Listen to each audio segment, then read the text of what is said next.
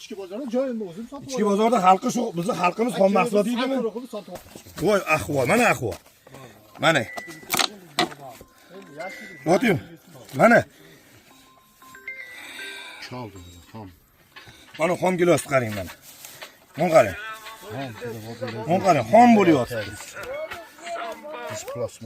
Bu gilosni nimaga uzdiryapsizlar bu gilosni? Men tushunmadim.